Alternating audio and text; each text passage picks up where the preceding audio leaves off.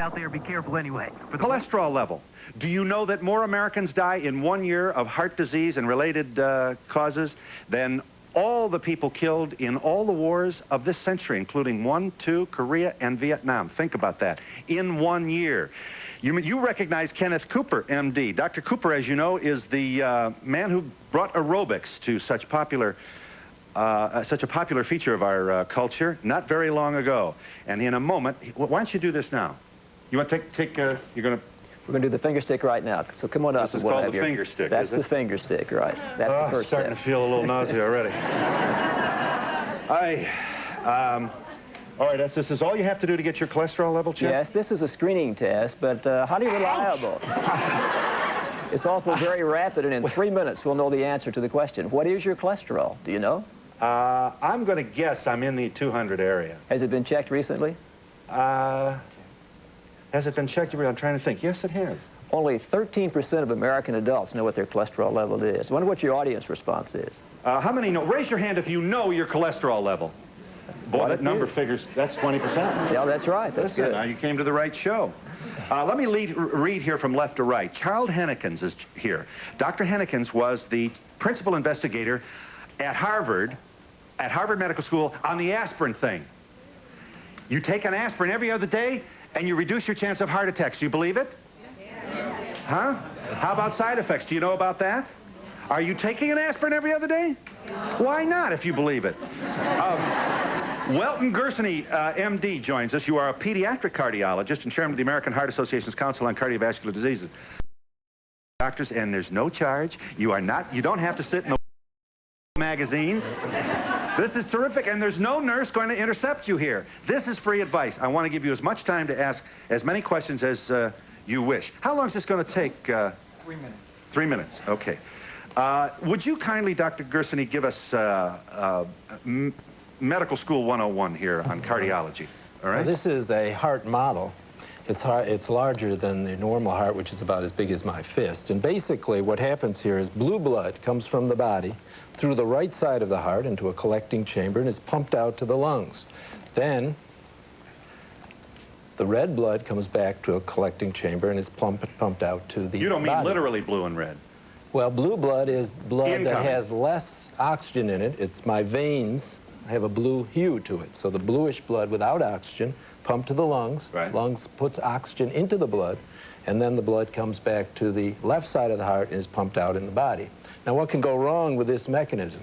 Basically, there are two types of heart disease. There's congenital heart disease, in which you're born with defects. That's basically my specialty.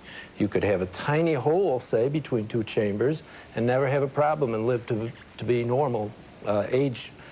Or you could have a severe defect in which, say, this whole septum, this division between the two ventricles is not there. Or these vessels could be reversed. So that's congenital heart disease, and we deal with that.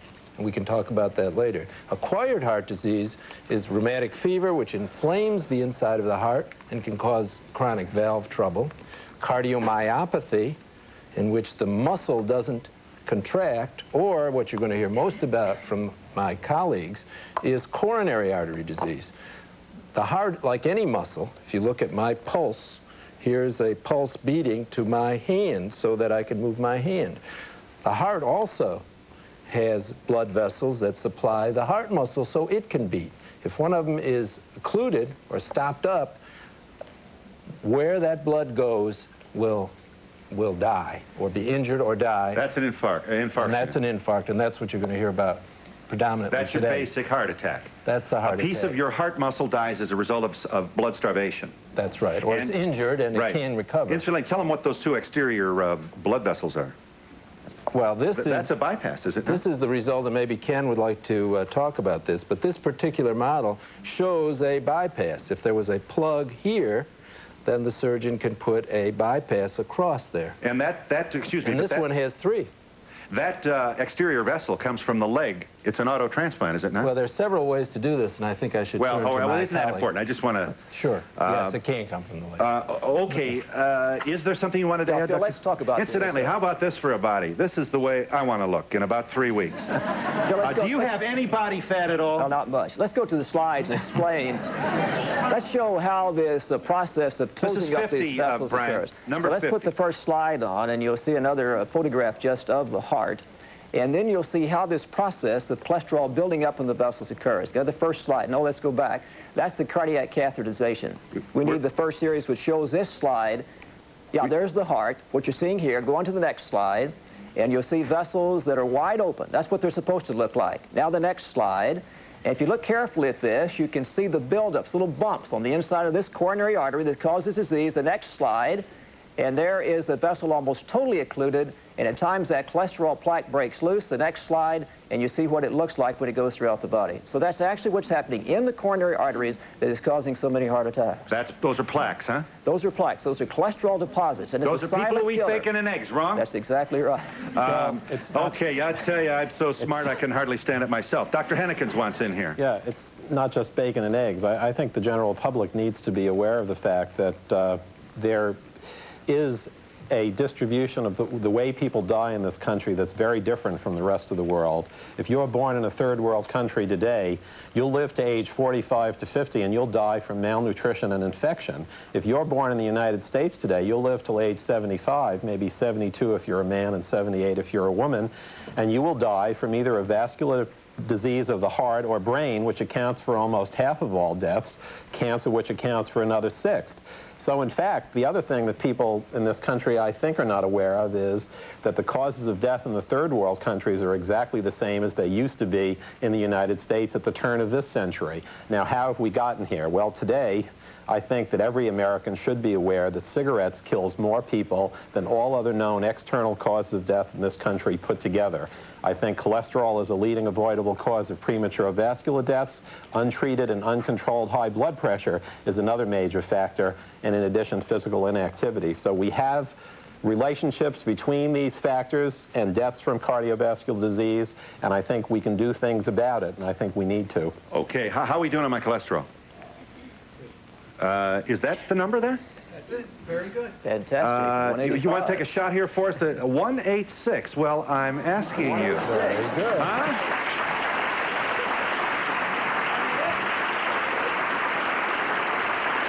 Yeah. Now, Brian, show him the 24, the Chiron number 24. Do you know the levels? Do you know what? You gave me a hand. You must be reading. Show him number 24. Total cholesterol. Oh, well, this is for males over 60. Well, I mean, I am not in this category. Excellent, 189 to 213. Moderate, 214 to 240. High would be between 241 and 262.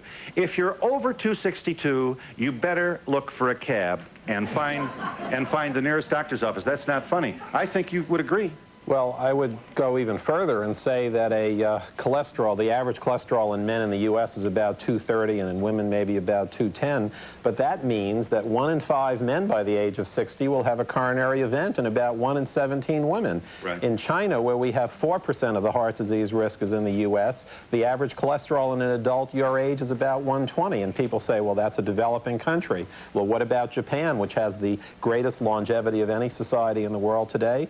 The average cholesterol is 160 there, and it's probably closer to 160 than 120 because it's becoming more westernized. Now, we agree with you that this is important, so just let us do a little lecture here for just take a second, I promise. You saw males over 60. We better show them females over 60. We don't have anybody over 60 in the audience, but even so. Here you go. If you're 205 to 227, you're excellent. If you're moderate, of 228 to 252. You're high at over 253 to 276, and over 276. You really are very high, and you are at risk. It is cholesterol that makes the contribution toward... Now, just 1 second, because I've got other age groups here. Let's go back to number 20, Brian. We do this, let's expedite this, because it's important, but we don't want to spend the whole show on it. Here are the numbers if you're 20 to 39 and you're male. What is your cholesterol level? And notice, incidentally, I happen to be 52. So if in the 20 to 39, I'm not excellent. I'm modern. Moderate.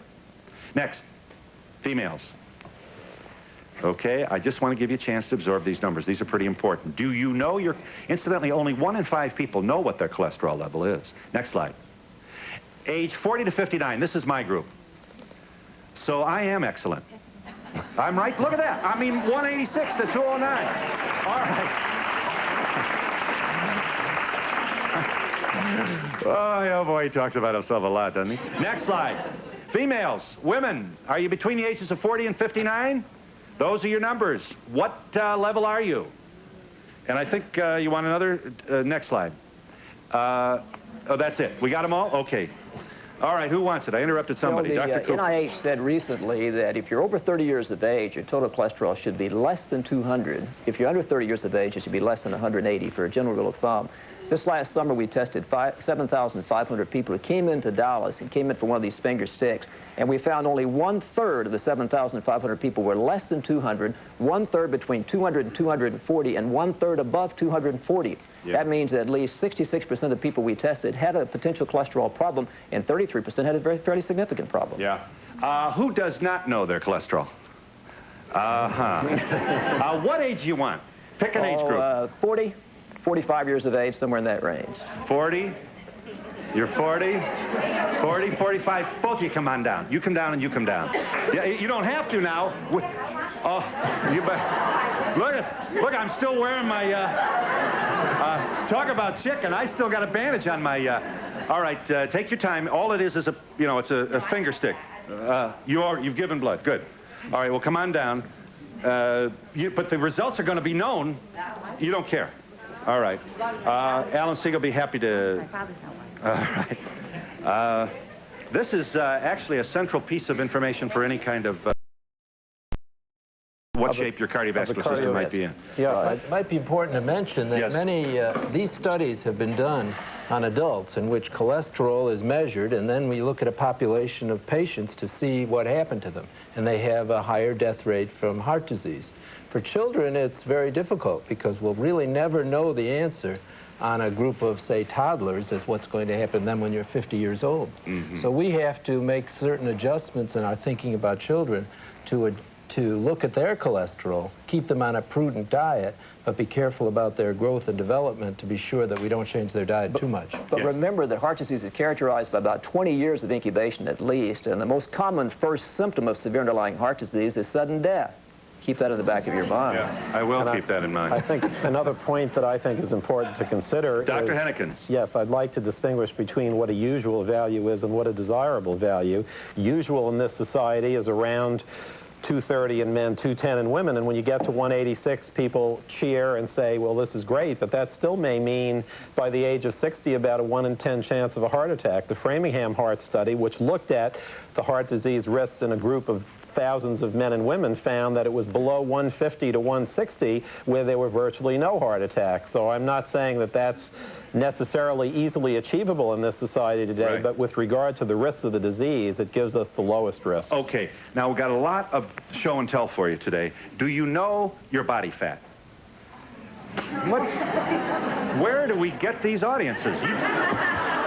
You do not know your body fat? Who's going to do the body fat? We got a machine for you. Oh, Jesus.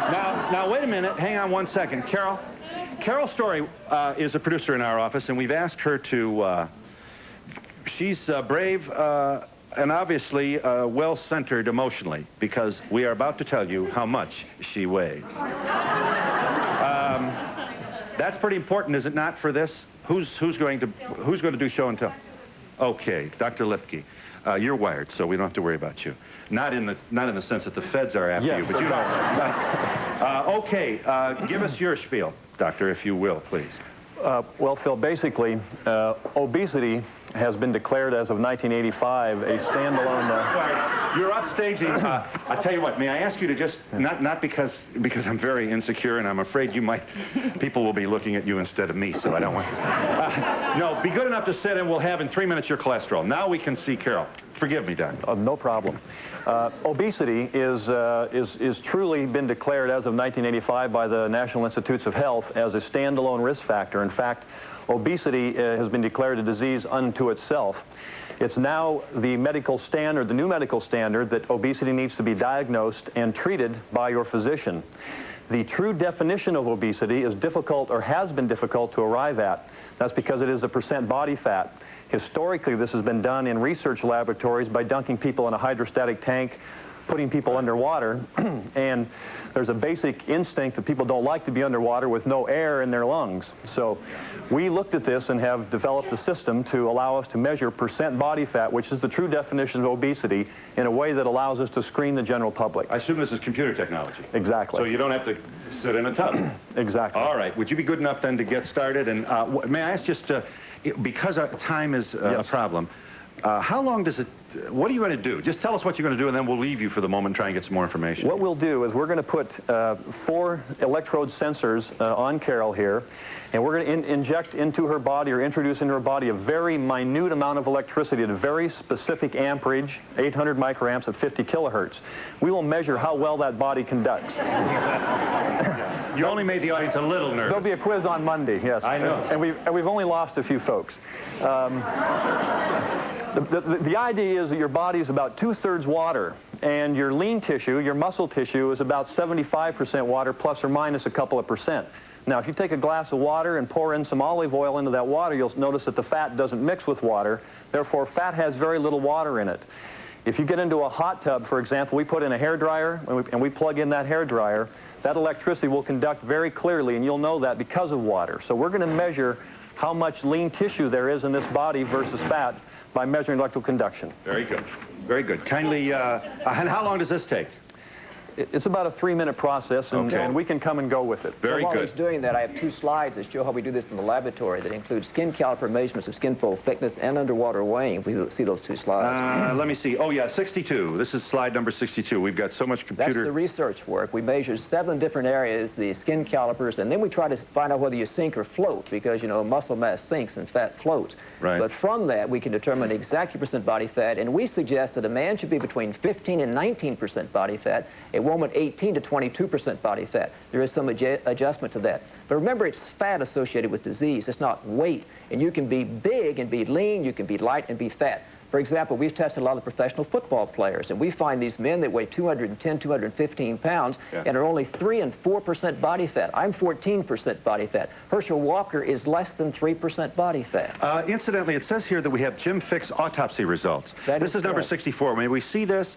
Jim Fick, as you'll know, became world famous as a runner and as a devotee of exercise. Tell us what you know. That's the autopsy report on Jim Fick, and even though, as far as we know, he never had a sign of a heart attack in his life, never had any chest pain, he was running 60 to 80 miles a week. If you look at that closely, you'll see 3 of the vessels are almost totally occluded, and he's had 2 heart attacks sometime in his life, and he was still able to run 60 to 80 miles per week. Well, what's the moral of this story? Well, my comment is this, that there's nothing known to man totally protective against coronary disease, whether it's medicine, surgery, or marathon running. And the other point is the heart is masterful at disguising its problems, and you can have severe far advanced disease and not know it until that first and fatal moment. That's why it's so important. Dr. Henneken. Well, I think an important point for the general public to know is that in Jim Fick's family, he outlived any other of his male counterparts, and I think that it's likely that he lived as long as he did because of the regular exercise that he performed, as opposed to that being a factor that may have contributed to his death. Do we know his cholesterol level?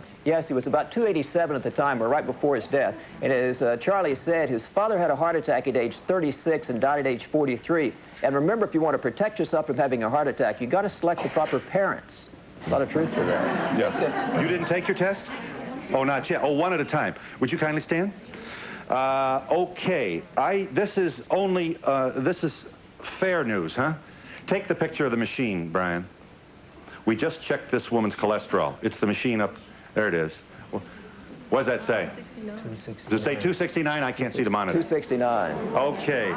Yes, it is high. May I ask how old you are? You're free not to tell us. 40. 40. Can we see the slide? Females, 40. I'm home. 269 cholesterol, females. All right. There you are. Very high. Yeah, see, you're 269. So you are very high. So what? Now, we thank you for this because, you know, I mean, this is none of our business. So we thank you for what? What would our highly regarded physicians say now to this patient when she presents? What's the first question is, do you have any history of heart disease in the family? None.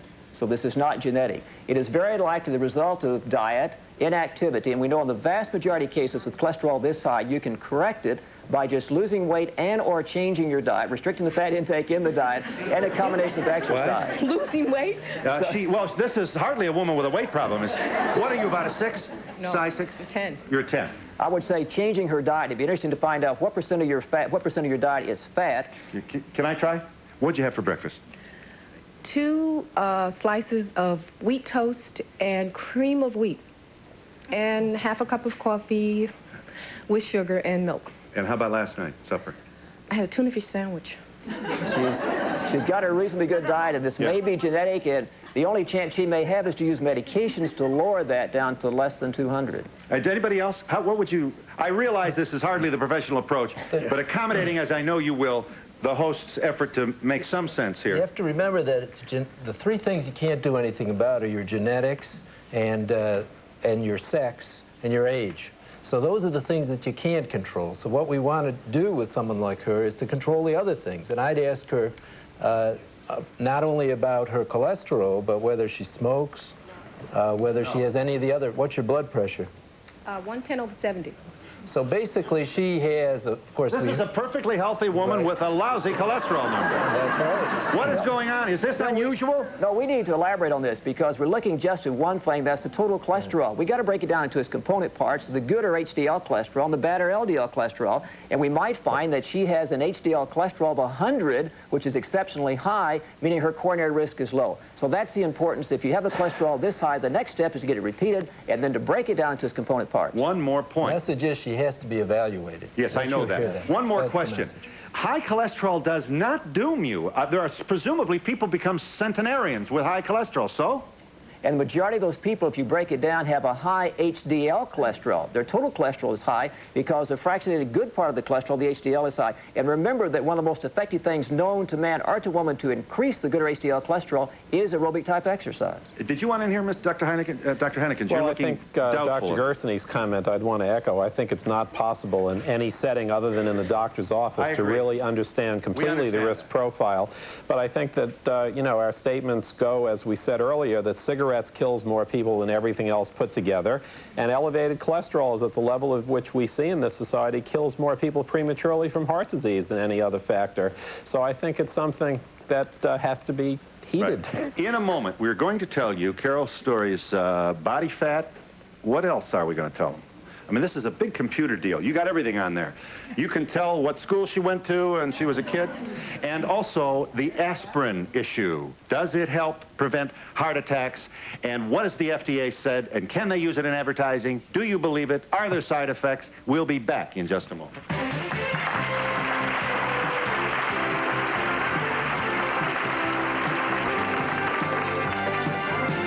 I'm about ready to go to boot camp here. Where's my other shoe? Oh. Should we show foods or should we do this? You want to do body fat now? You see the computer here? Look at this. I mean, they'll tell you. Look at this. They'll tell you anything you want to know, what kind of car you drive, what color kitchen you have. Bill, what we have here is a 3-page, we have a 3-page printout here, and on the printout, the page 1 is designed to do what's called body composition analysis. And on this page, we'll have Carol's percent body fat, which is the true precise definition of her state of fitness and obesity. Now, before you begin that, is it appropriate for us to know how much she weighs just as a basic person, without all this computer stuff? That's up you to mind? Carol. Go ahead. How much? 183. 183. I should comment that Carol has been on the program and has lost 100 pounds.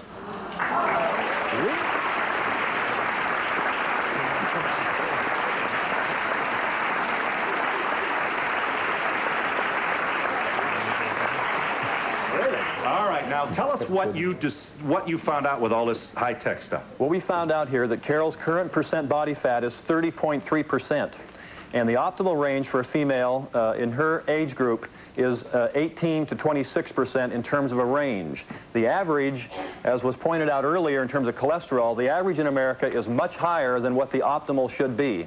And this represents the next step towards being able to define the pure state of obesity. What is that? What is this body fat you talk about? Your body is composed basically of two things. One is lean body mass, which is the muscle tissue, the connective tissue, and the bones. And the other part of it is fat. And what we have quantified here is the true ratio, the difference between lean body mass, which is the healthy metabolizing part, and the fat, which is a storage of energy in your body. Right. Is there more liquid in the body fat than in the lean fat? Exactly. Your lean body mass has about 75% water. Fat is about 3 to 13% water. And that's the basis of this technology. I see. So the good muscles have lots of water. The lean body mass has 75% water. Fat has very, very little water. And we're measuring the healthy part of your body, which is the lean body mass. So when you run, for example, and you perspire and you lose all that water weight, that's coming from the good muscles, the good fat. That's true. And one of the things that we have to do in terms of a protocol for this test, because we're measuring hydration, is that we do not measure anybody for 8 hours after an exercise bout, because we want to stabilize the state of hydration. All right. Now, tell us what else we should know about Carol. It'll also describe... Well, but first of all, what would then be the protocol for her based upon this information? Okay. Now, that's a protocol that is entered in by the physician. In this particular case, we've outlined both a diet program and an exercise program for her. And we want to use this printout in the physician's office to help her understand that foods, basically, when they're consumed, contain three things: fats, carbohydrates, and proteins. And Dr. Cooper has been one of the leaders in setting up the structure for beginning to instruct America about this. Let me just, because I do want to show them. This is fascinating. You remember when you used to go to the doctor, he stuck a piece of wood in your mouth and you said, ah, and that was, you know, and he patted you on the head and you got your temperature? Look at this. I want you to, how close you want me here? Okay, I'll stay here. It just will take a second. Obviously we're not going to go over the, can you read it? Percentage of body fat, 30%. Pounds of body fat, 55.6. Is that good? Are we doing all right? Basal metabolic rate, weight loss recommendations, goal weight range. This is fascinating. This is not a gimmick. This is what the solid-state computer technology industry has brought to medicine.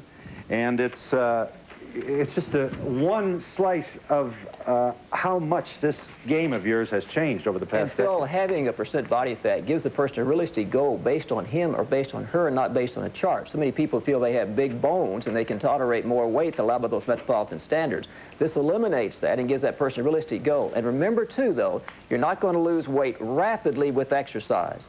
And the only way to lose weight and keep it off permanently is to combine an exercise program with a dietary restrictive program. It's a lifestyle change. Okay, mate, would you stand, please? You got the test, right? Here was our second cholesterol victim. I mean, patient. Are you ready, Boris? We're going to need a shot. Let's see monitors, too. What's it say? 277? What's going on here? Now, these people are selected at random in the audience. 277. What'd you have for breakfast? Just coffee. Does anybody eat food here anymore in the audience? Phil, this test, it makes a little difference what they had for breakfast or even the day before. You have to be fasting to get a triglyceride measurement, but the total cholesterol measurement doesn't require you to be fasting, so it wouldn't make much difference what she had for breakfast. But remember, too, 1/3 the people we tested at random in Dallas who came into the shopping malls were in this category, above 240. I did not mean to suggest that one breakfast does a cholesterol count make. It does, however, indicate the nature of the diet that the person... Here, top 10 foods to lower cholesterol. You already know, right? What's the first one? Oat bran. Oh, I want to be as smart as you when I grow up. Here we go. Seafood, oat bran and oatmeal, beans, apple, carrots, pears, oranges, grapefruit, polyunsaturated oils, and monounsaturated oils. Limit all oils to 3 to 8 teaspoons daily. Limit all protein foods, fish, poultry, lean meat, you know this, to 4 to 8 ounces. Next slide. Is there another slide? Eat lots of fruit, vegetables, starches. Eat chicken and fish 10 or more times a week. You should eat lean meat, not at all. That's to lower cholesterol. That's what we're saying. Okay. You should eat lean meat, not at all, or at the max 4 times a week. This will help you lower your cholesterol, and we'll be back in just a moment.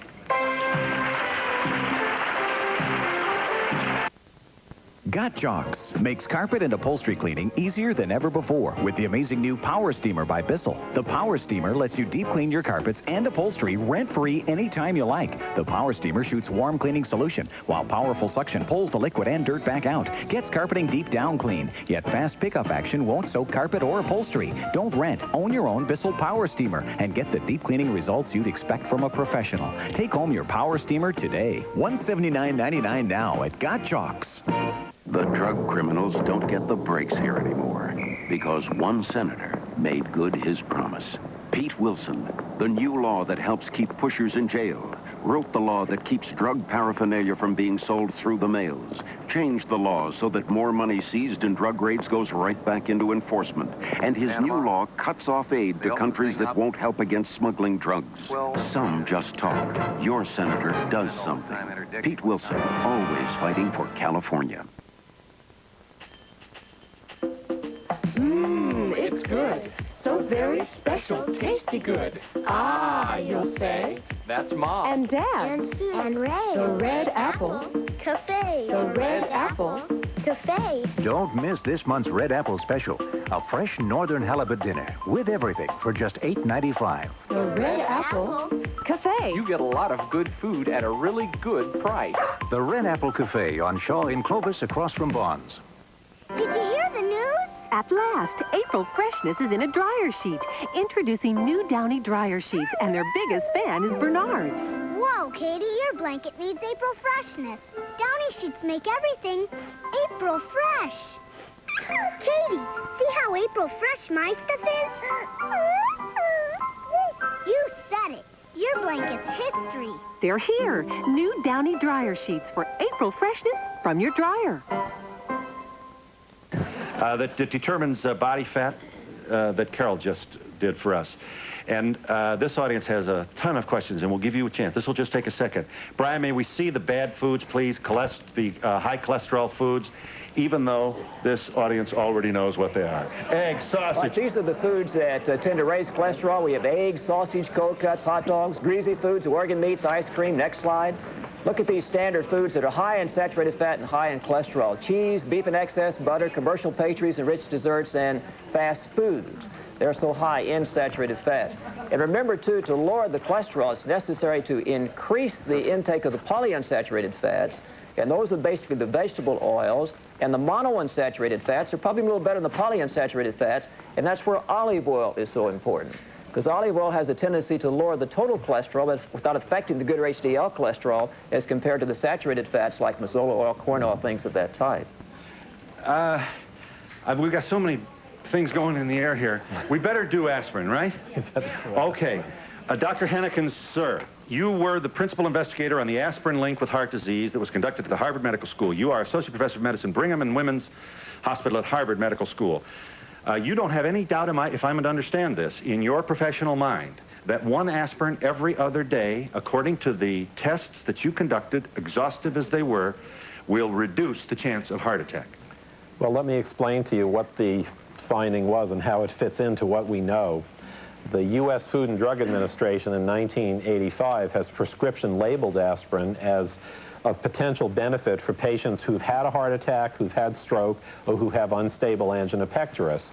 This was based on the results of now over 24 studies of aspirin and other antiplatelet agents, which show, looking at them together, a conclusive benefit on the risk of a heart attack, a conclusive benefit on the risk of a stroke, and a conclusive benefit on overall vascular mortality.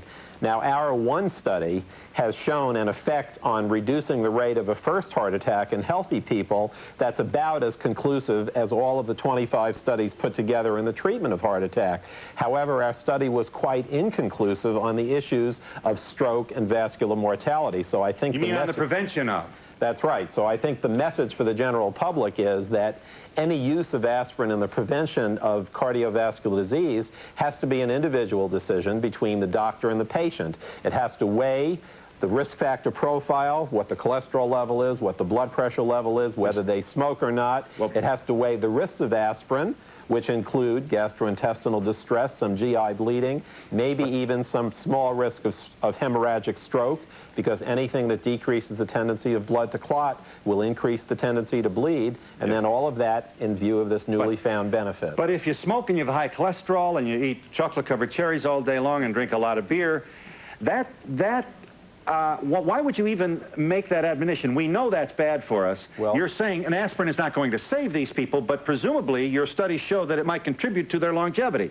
Well, I think the concern, our study was done in healthy volunteers who were 22,000 dedicated, conscientious doctors whose cardiovascular risk profiles were lower than any other population group that's ever been studied.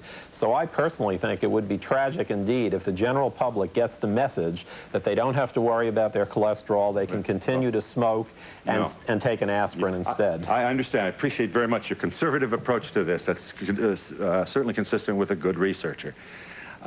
Here's my problem with this. 1 second. Sure. If you give this test to young, healthy people, like physicians, how do you know if it works? They're not going to die anyway.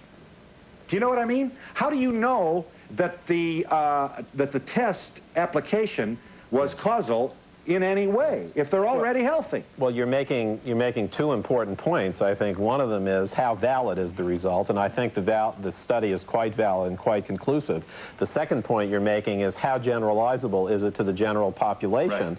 And I think if the general population is a group of people who are smokers, are not concerned about their cholesterol, their blood pressure, don't exercise enough, I would be very concerned about the applicability of findings. One more question for you. May I ask how old you are? 45. And do you know your cholesterol number? Yes, I do. What is it? 150. Oh, you show off. I mean, here I thought I was the big shot. I assume you exercise. Yes. And you're foursquare against smoking and don't smoke yourself. Do you take an aspirin every other day? Well, I was randomized into the study, and I found out on January 27th that for the last 5 years, I've been taking a white pill that contains placebo. Oh, so you were on it's a double blind then? That's correct. And you were on the benign side of the line? Well, benign in the sense of the hazards of aspirin, but not so benign in the sense of the benefits. But the point I'd like to make... Excuse me, Val, let's get this straight. You were taking placebo. You were not taking aspirin. That's correct.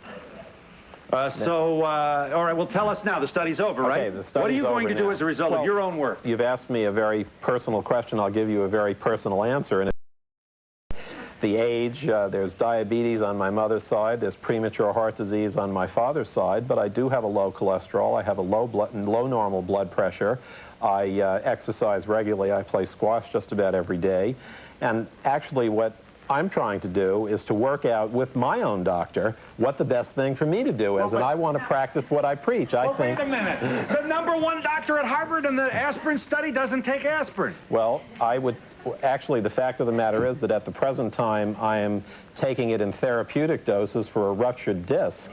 I did not take this during the course of the study because I didn't want to contaminate the study. Okay, I'm almost finished. The FDA does not, am I to understand, pharmaceutical companies that manufacture aspirin do not have FDA approval to suggest in their advertising that advertising reduces the risk of heart disease. Is that so? Yes, the FDA has prescription-labeled aspirin as of benefit in the treatment of heart attacks, strokes, and unstable angina based on these over 24 studies. Now, our study came out at the end of January. I'm working closely with Commissioner Young, his colleagues, Dr. Nightingale and Temple. They are trying to evaluate our data to come to the best decision about what should be done. More specifically, is it Bayer that uses Arthur Ashe? God, I hope so. I don't know. Arthur Ashe, here was this guy shocked everybody. Here was the specimen, professional athlete, svelte, and he had a heart attack. Yeah. Now, he's in a commercial selling aspirin, reminding the viewers that this can prevent heart attack. No, is that an approved commercial? Well, my understanding, as I think about it now, is I believe that is a study that's an advertisement that's done by Bristol-Myers, who supplied the bufferin or its placebo for our study. Now, Arthur Ashe has had a heart attack, has had a bypass, and as I understand it, that advertisement is to suggest the possibility of a benefit in people who've already had a heart attack. And how do you feel about that?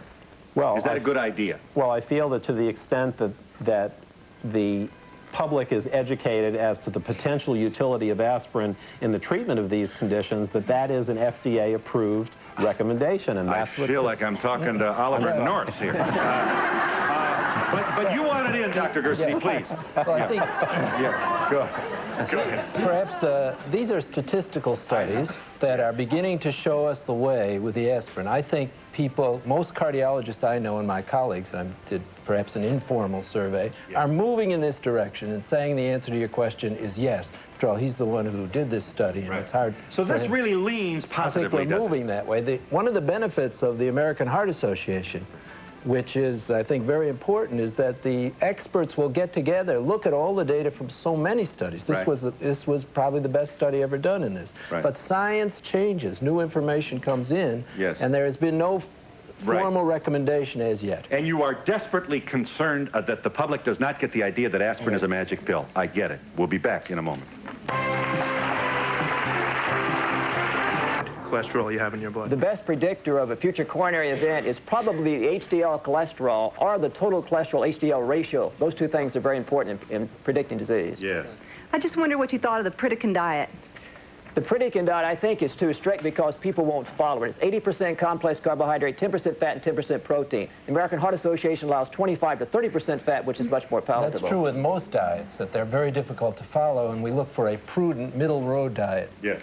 I'd like to know if aspirin or cholesterol level has anything to do with atrial fibrillation. Charlie?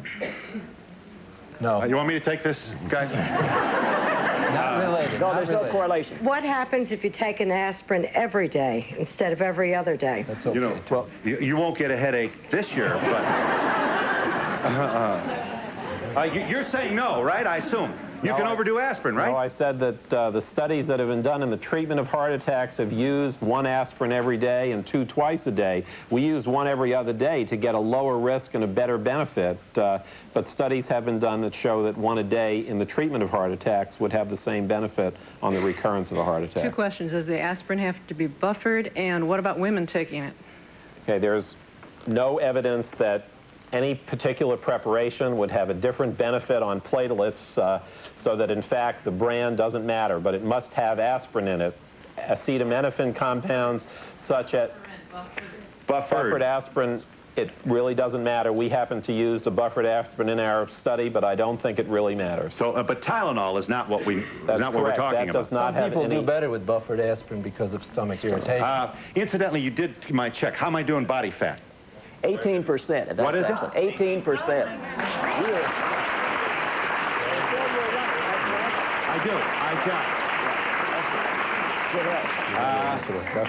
But this has to have more to do with genetics than with any particular.